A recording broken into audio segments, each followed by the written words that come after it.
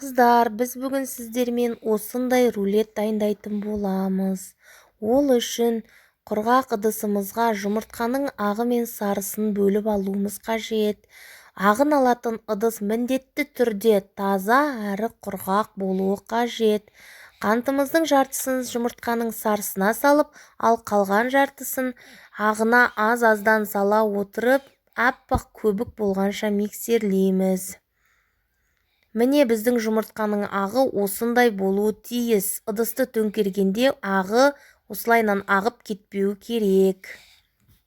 Енді жұмыртқаның сарысын алып, оның үстіне сүтімізді және сұйық майымызды құйып, тағы да миксермен жақсылап араластырып аламыз.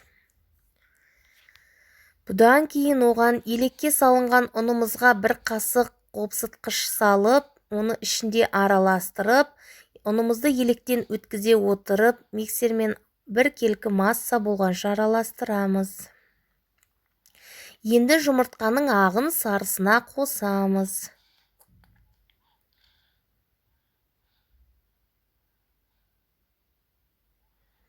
Енді біз осы жерде миксер қолданбаймыз. Осындай силиконды күрекше немесе үлкен қасықпен ақырындап араластырып аламыз.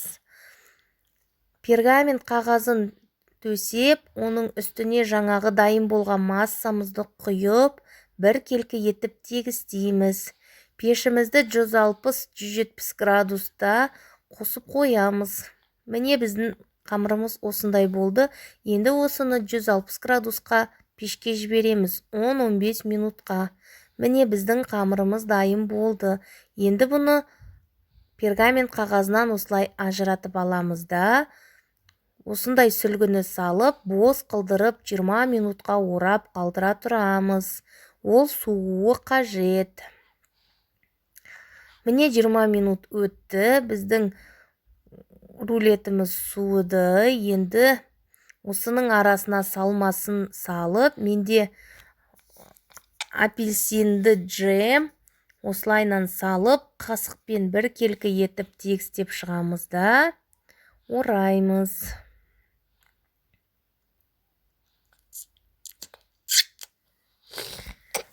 Бұл жерде қатты қысып орау керек. Міне біздің рулетіміз дайын. Бетін қалай әрлеулеріңіз өз еріктеріңізде. Мен қант ұнтағын септім. Ас болсын баршаңызға. Дайындап көріңіздер. Видеоны соңына дейін көрген болсаңыздар, лайк басып, комментарий қалдыруды ұмытпаңыздар. Каналға тіркеліңіздер.